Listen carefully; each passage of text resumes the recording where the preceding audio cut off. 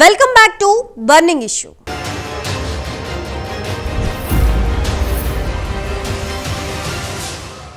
కూటమి మధ్య చిచ్చు పెట్టే ప్రయత్నాలు జరుగుతున్నాయా? ఆ దిశగా బ్లూ మీడియా విఫలయత్నం చేస్తోందా? చిన్న చిన్న సమస్యల్ని కూడా భూతద్దంలో పెట్టి చూపుతున్నారా? గల్లీ లీడర్ని కొనేసి వారితో నానా హంగామా చేయిస్తోందెవరు? అంతర్గతంగా చిన్న సమస్య కూడా లేని రాజకీయ పార్టీ ఎక్కడుంది? ఇప్పటికే టికెట్ రాక వైసీపీకి పలువురు నేతలు గుడ్ బై చెబితే బ్లూ మీడియా కంటికి కనిపించదా? సిట్టింగ్ సీట్లలో అభ్యర్థుల మార్పుపై ఎంతో మంది రాజీనామా చేసినా బ్లూ మీడియా ఎందుకు హైలైట్ చేయలేదు? సొంత మీడియాతో సొంత డబ్బా కొట్టుకోవడం ఏ పార్టీ నీతి? కూటమి బలపడుతుంటే ఈర్ష్య ఎందుకు?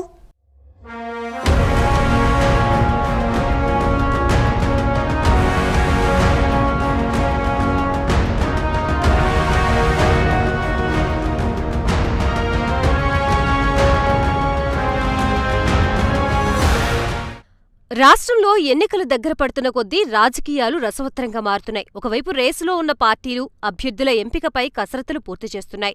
ఇటీవలే పొత్తుల సీట్ల సర్దుబాటు చేసుకున్న జనసేన కూటమి దూకుడు పెంచినట్లుగా తెలుస్తోంది.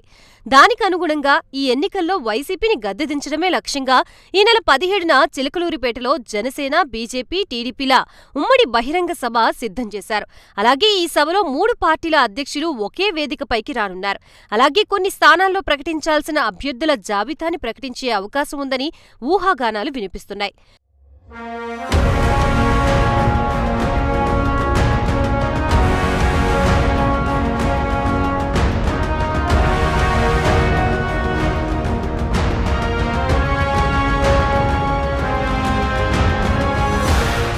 ఇంకోవైపు వైసీపీ మాత్రం నియోజకవర్గాల్లో నాయకుల మధ్య ఉన్న సమస్యలు పరిష్కరించుకుంటూ సమన్వయకర్తల్ని నియమించుకుంటూ వస్తోంది. త్వరలో ఎన్నికల షెడ్యూల్ వెలువడే అవకాశం ఉన్న నేపథ్యంలో వైసీపీ తమ అభ్యర్థుల ప్రకటనని ఈ నెల 16న ఇడుపులపాయలో చేయనున్నట్లుగా వెల్లడించింది. సీఎం జగన్ తమ పార్టీకి చెందిన 175 అసెంబ్లీ స్థానాలకి, 25 పార్లమెంటు స్థానాలకి అభ్యర్థుల్ని ఒకేసారి ప్రకటించనున్నారు. గత 2019 ఎన్నికలకి ముందు కూడా ఇక్కడి నుంచే వైసీపీ పార్టీ అభ్యర్థుల్ని ప్రకటించిన జగన్ ఇక ఆ ఎన్నికల్లో అభ్యర్థుల ప్రకటన అనంతరం అదే రోజు నుంచి శ్రీకాకుళం జిల్లా ఇచ్చాపురంలో తన ఎన్నికల ప్రచారాన్ని ప్రారంభించనున్నారు.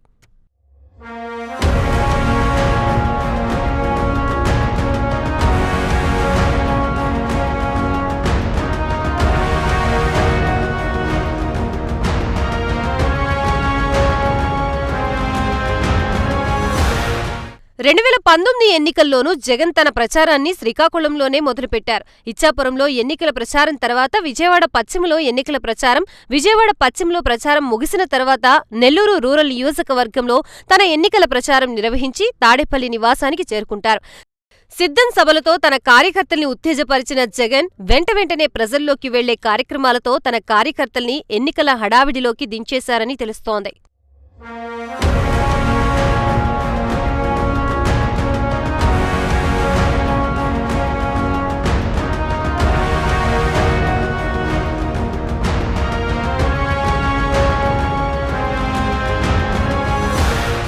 ఇదిలా ఉంటే తాజాగా టీడీపీ రెండవ జాబితా 34 మంది అభ్యర్థులతో జాబితాని విడుదల చేసింది. మొత్తానికి 3 పార్టీల మధ్య సీట్ల సర్దుబాటు కొలిక్కి వచ్చాయి. అయితే ఏ పార్టీ ఎక్కడ నుంచి పోటీ చేస్తుందనే విషయం 3 పార్టీలు ఇప్పటికే నిర్ణయించుకున్నాయని చంద్రబాబు తెలిపారు. మొత్తానికి రాజకీయ వ్యూహాలకి అనుగుణంగా జనసేన, బీజేపీలు తమ అభ్యర్థుల పేర్లని ప్రకటించుకుంటాయని తెలిపారు. 3 పార్టీల మధ్య కుదిరిన ఒప్పందం ప్రకారం టీడీపీ విషయానికొస్తే 17 ఎంపీ, 144 అసెంబ్లీ స్థానాలు, జనసేన 2 ఎంపీ, 21 అసెంబ్లీ స్థానాలు, బీజేపీ 6 ఎంపీ, 10 అసెంబ్లీ స్థానాల్లో పోటీ చేయబోతున్నాయి.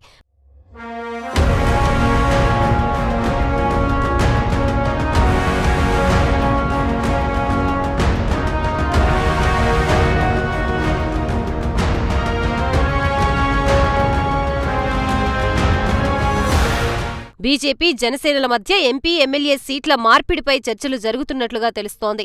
అవి పూర్తయితే ఆ 2 పార్టీలు కూడా తమ అభ్యర్థుల జాబితాని ప్రకటించవచ్చు. వైఎస్ షర్మిల రాకతో ఉత్సాహంతో ఉరకలు వేస్తున్న ఏపీ కాంగ్రెస్ మాత్రం ఎన్నికల్లో పోటీ చేస్తోందో లేదో చెప్పలేని పరిస్థితిలో ఉంది.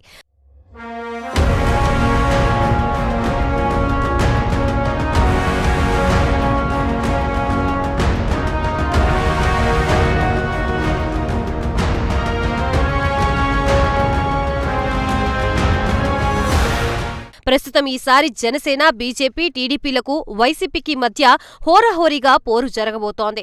ఇంకోవైపు కాంగ్రెస్ కూడా 2029 ఎన్నికలకి క్రియాశీలకంగా సిద్ధమవుతున్నట్లుగా తెలుస్తోంది. ఈ ఎన్నికల్లో పార్టీని బలోపేతం చేసుకోవాలని చూస్తోంది. మరోవైపు ఈ ఎన్నికల్లో కనుక డబ్బు ఖర్చు పెట్టి ఎన్నికల్లో పోటీ చేస్తే నష్టపోతామనే భయంతో కాంగ్రెస్ నేతలు ఎవరూ ముందుకు రావడం లేదంటున్నారు. కేవలం నామినేషన్ వేసి పేరు పొందాలని అనుకుంటున్నట్లుగా తెలుస్తోంది. బహుశా 3-4 రోజుల్లో 4 పార్టీల తుది జాబితాలు, ఎన్నికల షెడ్యూల్ కూడా వచ్చేస్తోంది. దీంతో ఇక అన్ని పార్టీలు ఎన్నికల యుద్ధానికి సిద్ధమైనట్లే కనిపిస్తున్నాయని రాజకీయ విశ్లేషకులు అంటున్నారు. చూడాలి మరి రాబోయే ఎన్నికల్లో పార్టీల ప్రభావం ఎలా ఉండబోతుందా అనేది.